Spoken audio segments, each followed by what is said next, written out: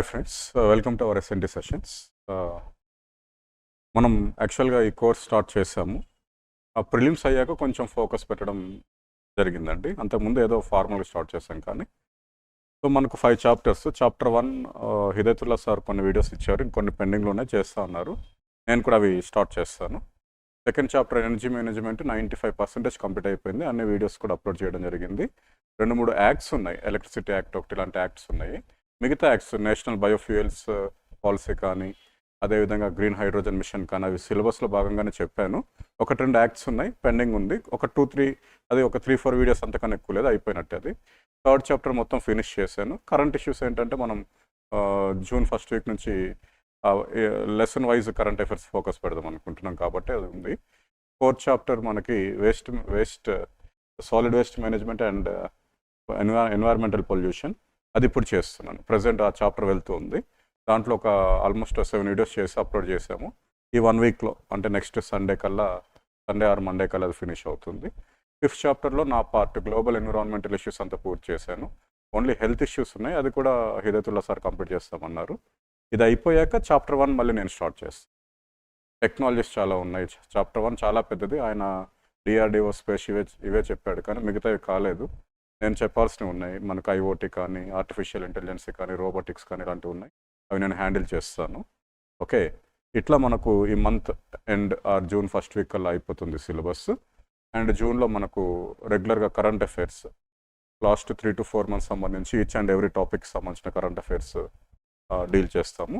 July first week కానీ second week నుంచి కానీ ఎంసీక్యూ సెషన్ స్టార్ట్ చేస్తానండి. ఓకే, ఈ వర్తమానాంశాలు మనం చేస్తున్న వాటిలో ఒక 10% మనం యూట్యూబ్లో పెడుతున్నాం, అన్ని పెట్టట్లేదు. దీంట్లో భాగంగా మనకి ఈ మధ్య వార్తల్లో ఇదొకటి నిలిచింది, IREDA.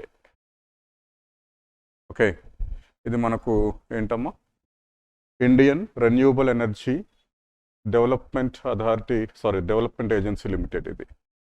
ఇది వార్తల్లో రావడానికి గల కారణం ఏంటంటే దీనికి మధ్య మనకు డిపార్ట్మెంట్ ఆఫ్ పబ్లిక్ ఎంటర్ప్రైజెస్ వాళ్ళు ఏం చేశారండి, మనకు దీనికి నవరత్న హోదా ఇచ్చారు. నవరత్న హోదా. సో మనం పేపర్స్ చదువుతాం, చాలా ఫాస్ట్గా చదివేస్తాం. మీరే కాదు, నేను కూడా అలానే చదివేస్తాను. అది మనకి ఇదొక్కటే గుర్తుంటుంది, ఏది, నవరత్న హోదా అని. ప్రశ్న చూడండి, ఇలానే ప్రశ్న ఉంటుందని నేను అనట్లేదు, ఇలాంటి నమూనాతోనే ప్రశ్నలు వచ్చే అవకాశం ఉంది. Consider the following statements about IREDA and it was recently in news. ఏముంది, ఎటువంటి స్టేట్మెంట్స్ ఇచ్చారు? కేంద్ర ప్రభుత్వం ఈ సంస్థకు నవరత్న హోదా కల్పించడం జరిగింది. Central government has given Navratna status to this organisation. సరే, ఇక్కడ కూడా ఒకవేళ కేంద్ర ప్రభుత్వం స్థానంలో ఏదైనా మంత్రిత్వ శాఖని ఇచ్చాడు అనుకోండి, ministry of new and renewable energy అని ఇచ్చారనుకోండి, ఏమవుతుంది, ఆటోమేటికల్గా ఈ స్టేట్మెంట్ తప్పైపోతుంది. కాబట్టి ఈ స్టేట్మెంట్ చదివేటప్పుడు నవరత్న హోదా వచ్చింది, ఎస్. ఎవరిచ్చారు? కేంద్ర ప్రభుత్వం. బిజార్ లేదు, రైట్, కరెక్టే. అట్లా కాకుండా మనకు ఇంకా ఏదైనా శాఖ ఇచ్చినప్పుడు చూసుకోవాలి. జనరల్గా అది ఎకానమీ కిందకు వస్తుందిలేండి. Department of public enterprises, ministry of finance and ministry of ఎవరు మనకు హెవీ ఇండస్ట్రీస్ కోఆర్డినేట్ చేసుకుంటూ ఉన్నాయి. సో మినిస్ట్రీ ఆఫ్ ఫైనాన్స్ అండర్లో పనిచేస్తున్న డిపార్ట్మెంట్ ఆఫ్ ఏంటంటే పబ్లిక్ ఎంటర్ప్రైజెస్ మనకు ఇది ఇస్తుంది, ఈ హోదాని ఇస్తుంది. రీసెంట్గా నవరత్న హోదా పొందినది ఇదే, కరెక్టే. ఈ స్టేట్మెంట్ కరెక్టే. కానీ రేపు ఎగ్జామ్లో మీరు ఈ ముందు భాగం కూడా చూసుకోవాలి. కేంద్ర ప్రభుత్వం అంటే ఏ బాధ లేదు. ఓకే, అక్కడ ఏ శాఖ అని ఇచ్చినప్పుడు మాత్రం ఒక్కసారి ఆలోచించాల్సిన అవసరం ఉంటుంది. రెండో స్టేట్మెంట్ చూడండి, పునరుత్పాదక రంగంలో ప్రభుత్వం తరఫున రుణాలు అందించే ఏకైక సంస్థ. It is the only government lending institute in the renewable sector. Renewable సెక్టర్లో పబ్లిక్ సెక్టర్ యూనిట్స్ ఉన్నాయి, ఎందుకు బ్యాంకింగ్సే ఇస్తున్నాయి. ఇక్కడ ఏకైక నాన్ బ్యాంకింగ్ ఫైనాన్షియల్ కార్పొరేషన్ అని అంటే కొంచెం ఆలోచించాలి, కానీ డైరెక్ట్ ఏకైక సంస్థ అన్నాడు. ఓకే, ఇప్పుడు ప్రభుత్వ రంగ సంస్థలే కదా బ్యాంక్స్ అన్నీ కూడా, అందులో ప్రైమరీ సెక్టర్ లెండింగ్లో భాగంగా వాళ్ళు ఇస్తున్నారు, రెన్యూబుల్ సెక్టర్కి లోన్స్ ఇస్తున్నారు. కాబట్టి ఈ స్టేట్మెంట్ ఏంటి, తప్పు. అందులోనూ ఒకవేళ బ్యాంక్స్ని మీరు పక్కన పెట్టినా సరే, ఇది ఒక్కటే ఫైనాన్స్ అందించట్లేదు. Okay, power finance corporation of India ఉంది, అండ్ మనకు solar corporation of India limited ఉంది. ఏ సెక్టర్కి, సోలార్ ఎనర్జీకి సంబంధించి. ఇది కూడా సౌరశక్తికి ఇది ఇస్తుంది, అన్ని రకాల శక్తులకు ఇస్తుంది, పునరుత్పాదక శక్తులు రుణాలు ఇస్తుంది. కానీ సౌరశక్తికి సపరేట్గా మళ్ళీ సోలార్ ఎనర్జీ కార్పొరేషన్ ఆఫ్ ఇండియాని కూడా ఏర్పాటు చేయడం జరిగింది, ఆ రంగంలో రుణ వితరణలు పెంచడానికి. కాబట్టి ఇక్కడ ఏకైక అని అన్నాడు కాబట్టి తప్పు. ఓకే, ఓన్లీ అనే స్టేట్మెంట్ ఇచ్చాడు కాబట్టి ఈ స్టేట్మెంట్ మనకి ఏమవుతుందంటే తప్పు అవుతుంది. It works under ministry of power. Ministry of power అండర్లో ఉంటుంది అన్నాడు. ఇది మనం ఆ తొందరలో దీన్ని కూడా కరెక్ట్ అనుకుంటాం. ఈ స్టేట్మెంట్ కూడా తప్పే. It works it is under the administrative control. పరిపాలనా నియంత్రణ మాత్రం, పరిపాలన నియంత్రణ, రుణాల నియంత్రణ కాదు. రుణాల నియంత్రణ అనేది ఆర్బీఐ అండర్లో ఉంటుంది. పరిపాలన నియంత్రణ, అడ్మినిస్ట్రేటివ్ కంట్రోల్ అనేది దేని అండర్లో ఉంటుందండి? Ministry of new and renewable energy sources అండర్లో ఉంటుంది. And its motto is energy for all. దీని యొక్క నినాదం energy for all. Energy for, ఇది కూడా తెలియదు మనకి. రేపు ఎగ్జామ్లో ఇలా అడుగుతాడు, చిన్న స్టేట్మెంట్ కన్ఫ్యూజ్ అవుతాం. దీనిది ఎనర్జీ ఫర్ ఆల్ అనేది ఉందో లేదో అనేది డౌట్ ఉంటుంది మనకు. ఓకేనా? ఎనర్జీ ఫర్ ఆల్ అనేది ఇది కూడా తప్పే. సో ఇక్కడున్న ఆన్సర్లో మనకి ఏంటంటే వన్ ఓన్లీ. ఏంటండి ఆన్సర్? ఏంటి? One only, one only. Okay, చూద్దాం ఎలా అంటే రేపు పొద్దున మీరు ఖచ్చితంగా ఏమని పెట్టే అవకాశం ఉందంటే ఆల్ ఆర్ కరెక్ట్ కానీ, 1 and 2 కరెక్ట్ కానీ, 1, 2, 3 కానీ ఇలా పెట్టే అవకాశం ఉంటుంది. కొంచెం డీప్గా చూడాలి. ఎగ్జామ్ ఆన్సరింగ్ చేస్తున్నప్పుడు చెప్పాను కదా, ఈ స్టేట్మెంట్ కూడా తప్పయ్యే అవకాశం ఉంది ఇన్ కేస్ ఇక్కడ ఏదైనా శాఖ ఇచ్చి ఉంటే. ఓకే, అట్లా ప్రతిదీ చూడాలి. ఇక్కడ ఏకైక అనే పదాన్ని చూడాలి, ఓన్లీ అనేది చూడాలి. మినిస్ట్రీ ఆఫ్ పవర్, సరే శక్తి అని అనుకుని అటే వెళ్ళే అవకాశం ఉంది. కానీ పునరుత్పాదక ఇంధన వనరులు, ministry of new and renewable energy. Okay, and చూద్దాం ఈ సంస్థ కోసం చూద్దామండి. ఇలాంటివి ఏమైనా వచ్చినప్పుడు రేపు పేపర్లో కూడా ఒక్కసారి వెళ్ళిపోండి అక్కడికి. ఇక్కడ హోమ్ చూసాం, IREDA, Indian renewable energy development agency limited. Okay, profile ఇక్కడ ఇచ్చారు. Okay, energy for ever not all. చూడండి ఇక్కడ ఎనర్జీ ఫర్ ఎవర్, ఎప్పటికీ, నిరంతరం. ఎనర్జీ ఫర్ ఆల్ అనేది కాదు నినాదము. Okay, non banking financial institute 1987లో దీన్ని కోఆపరేట్ చేస్తారంటే, ఇన్కోఆపరేట్ అంటే ఏర్పాటు చేయడం జరిగిందని చెప్తున్నారు. ఇక్కడ చూడండి, దీని యొక్క రుణ వితరణలో మొదటి స్థానం దేనికి ఉందంటే సోలార్ ఎనర్జీకి ఉంది. రెండవ స్థానం రాష్ట్రాలు ఏర్పాటు చేస్తున్న ఫెసిలిటీస్ ఏవైతే వాటిలో ఉంది. థర్డ్ ప్లేస్ ఏది ఉందంటే విండ్ ఎనర్జీకి ఉంది. అత్యధిక రుణాలు దేనికి ఇస్తుందంటే సౌరశక్తికి ఇస్తుంది. అర్థమవుతుంది? సౌరశక్తికి సపరేట్గా ఒక కార్పొరేషన్ కూడా ఉంది, ఫైనాన్షియల్ కార్పొరేషన్. అయినప్పటికీ సౌరశక్తికి అధిక రుణాలను ఇచ్చే సంస్థగా ఇది ఉంది. ఏది మనకు ఏమో IREDA. ఇంకా తెలుసుకోవాలంటే అబౌట్ అస్కి వెళ్ళాలి. బ్యాక్గ్రౌండ్. సో ఫార్మేషన్ ఇచ్చాడు ఇక్కడ. నవరత్న స్టేటస్ అసలు 26న పొందింది. అప్పుడే చూడండి వెబ్సైట్లో మార్చడం జరిగింది. గ్రేట్. MNRE కింద పనిచేస్తుంది చూడండి, administrative control of ministry of new and renewable energy. మనం మినిస్ట్రీ ఆఫ్ ఏమని చెప్పాం? పవర్ అని చెప్పాం స్టేట్మెంట్లో. కాబట్టి ఈ స్టేట్మెంట్ కూడా ఏంటి? అక్కడ ఆ స్టేట్మెంట్ తప్పు, ఇది గుర్తుంచుకోవాలి. NBCIగా ఏర్పాటు చేశారు, నాన్ బ్యాంకింగ్ ఫైనాన్షియల్ ఇన్స్టిట్యూషన్గా 1987లో. దీని యొక్క మోటో చూడండి, ఎనర్జీ ఫర్ ఎవర్. ఇది public financial institute under section 48 of companies act కింద దీనికి ఐడెంటిఫై ఉంది. ఓకే, RBI దీన్ని ఎలా ఐడెంటిఫై చేస్తుంది? NBFCగా, నాన్ బ్యాంకింగ్ ఫైనాన్షియల్ కంపెనీగా దీన్ని RBI దీన్ని రికగ్నైజ్ చేసింది. అండ్ దీని మోటో ఏందండి? Energy for ever.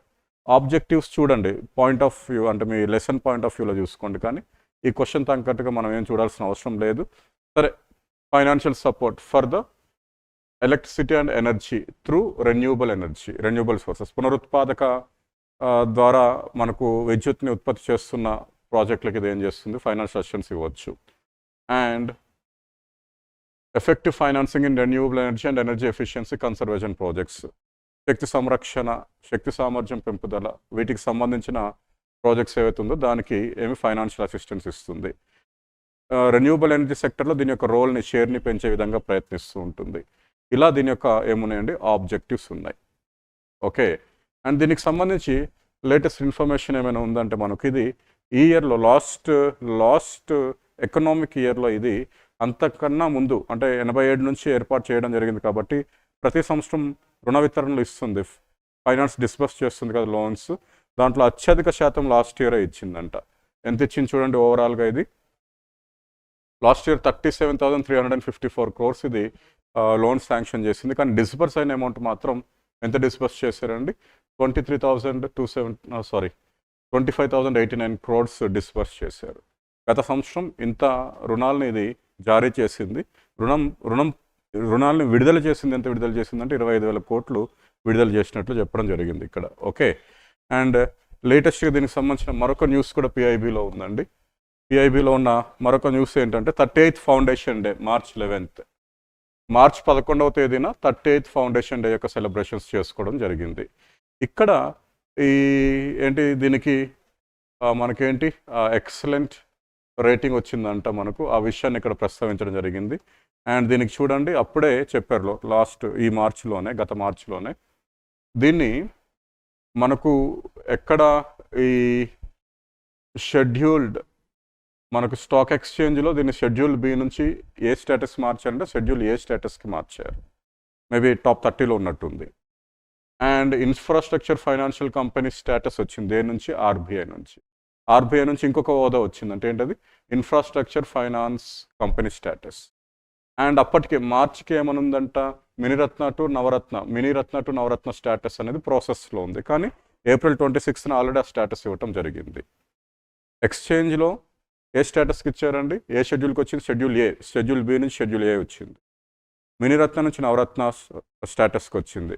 And RBI ఏమిచ్చింది, ఇన్ఫ్రాస్ట్రక్చర్ ఫైనాన్షియల్ కంపెనీ స్టేటస్ ఇచ్చింది, ఐఎఫ్సి స్టేటస్ ఇచ్చింది. అండ్ ఇంకొకటి ఏంటంటే ఇక్కడ చూడండి, గుజరాత్లో గాంధీనగర్లో ఇంటర్నేషనల్ ఫైనాన్షియల్ సర్వీస్ సెంటర్ ఉంది. ఇంటర్నేషనల్ ఫైనాన్షియల్ సర్వీస్ సెంటర్, దాంట్లో ఇది తిన యొక్క సబ్సిడరీ, తిన యొక్క ఒక అంగాన్ని, ఒక సంస్థను ఫైనాన్షియల్ సర్వీసెస్లో కూడా ఏర్పాటు చేయడం జరిగింది. ఇవి దీనికి సంబంధించిన హైలైట్స్.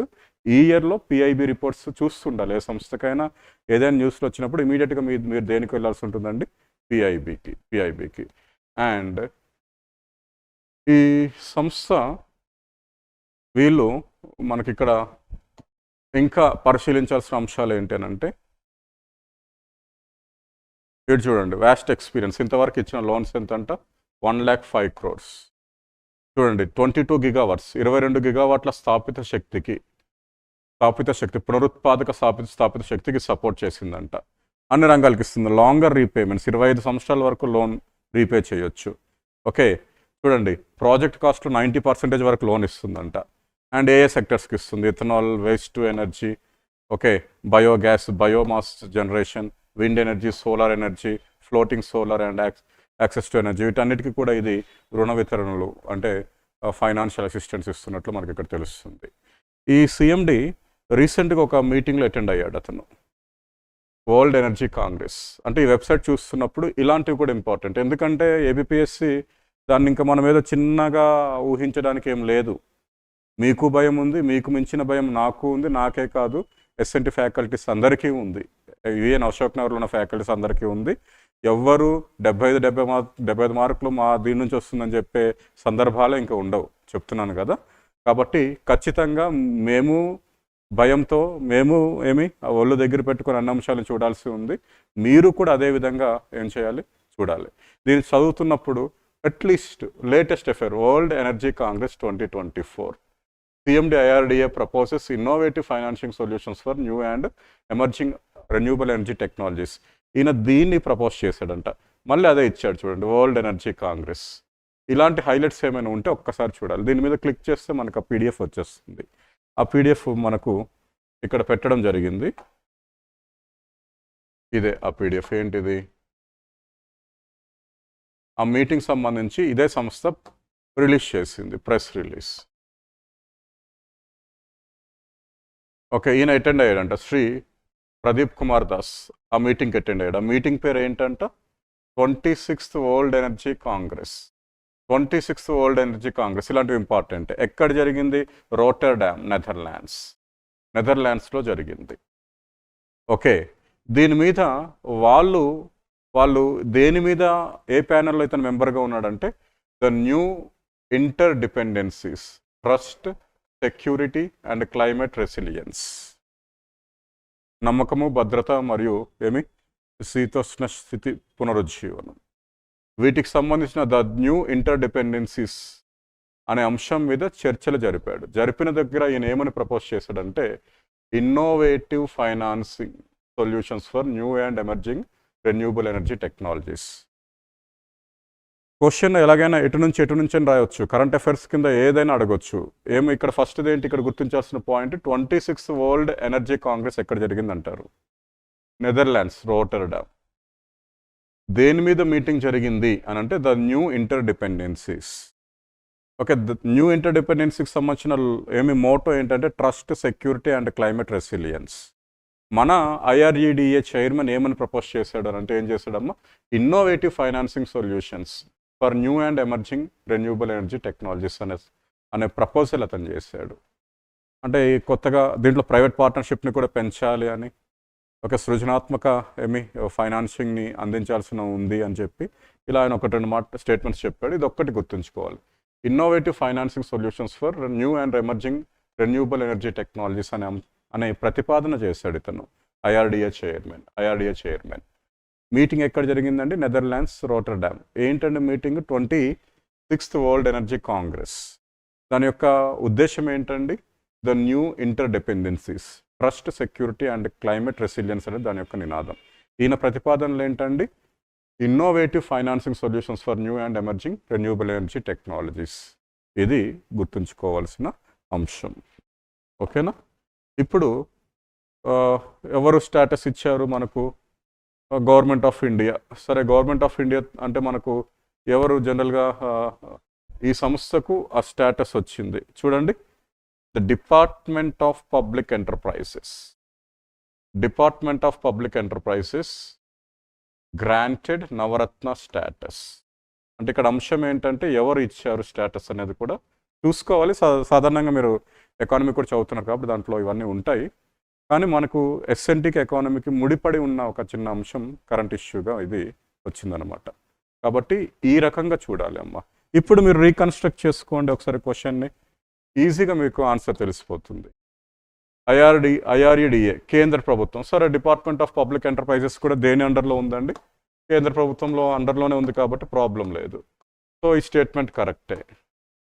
పునరుత్పాదక రంగంలో ప్రభుత్వం తరపున రుణాలు అందించే ఏకైక సంస్థ అని ఎక్కడా లేదు. మనం చదివిన ఆ అబౌట్లో కానీ, విజన్ మిషన్ కానీ, ఆబ్జెక్టివ్స్ కానీ ఎక్కడా లేదు. ఇది ఏకైక సంస్థ కూడా కాదు. Solar energy corporation of India కూడా ఉంది మనకు. ఓకే, చాలా నాన్ బ్యాంకింగ్ ఫైనాన్షియల్ ఇన్స్టిట్యూట్స్ ఉన్నాయి. అండ్ ఈవెన్ మనకు RBI గైడ్లైన్స్ కూడా ఉన్నాయి. ప్రైమరీ సెక్టర్ లెండింగ్ కూడా రెన్యూబుల్ ఎనర్జీ సోర్సెస్కి ఇవ్వచ్చు అని చెప్తుంది బ్యాంక్స్. కాబట్టి స్టేట్మెంట్ తప్పు. ఇది మినిస్టర్ ఆఫ్ పవర్ ఆధ్వర్యంలో కాదు, దేని ఆధ్వర్యంలో పనిచేస్తుంది? Minister of new and renewable energy. Financial operations అన్నీ కూడా RBI అండర్లో ఉండాలి. అడ్మినిస్ట్రేటివ్ కంట్రోల్, పరిపాలన అంతా ఎవరి నియంత్రణలో ఉందంట? Ministry of new and renewable energy. And 4th statement చూడండి, దీని యొక్క నినాదము ఎనర్జీ ఫర్ ఆల్. చిన్న మిస్టేక్ ఉంది ఇక్కడ. ఏమనుందమ్మా అది? ఎనర్జీ ఫర్ ఆల్ అని ఇవ్వలేదు అక్కడ. ఎవర్, పునరుత్పాదకత కాబట్టి, రెన్యూబుల్ కాబట్టి ఎవర్ అని ఉంది. చిన్న తప్పు ఉంది. మనం ఎంత నీట్గా చదివినా ఎగ్జామ్లో మిస్టేక్స్ చేసే అవకాశం ఉంది. అండ్ ఇంకో విషయం ఏంటంటే కాన్ఫిడెంట్ లెవెల్ గట్టిగా ఉంటేనే, ఇప్పుడు కాదు లేదు, మళ్ళీ నేను జూలై ఫస్ట్ వీక్ నుంచి మీకు ఖచ్చితంగా ట్రైన్ అప్ చేస్తాను. క్వశ్చన్ ప్యాటర్న్ ఎలా ఉంది ఏంటనేది చేస్తాను. అయినా సరే ఇప్పుడు మీరు మాక్ టెస్ట్ రాసినా సరే మీ కాన్ఫిడెన్స్ లెవెల్ ఎక్కువగా ఉంది ఆ క్వశ్చన్ మీద, ఎస్ కరెక్ట్ అవుతుంది అన్నప్పుడు మాత్రం ఇలాంటి ఆప్షన్స్ ఉన్నప్పుడు సెలెక్ట్ చేసుకోవడానికి ప్రయత్నించండి. ఇక్కడ ఆన్సర్ ఏంటండి? Only 1. Right, that's it. Thank you.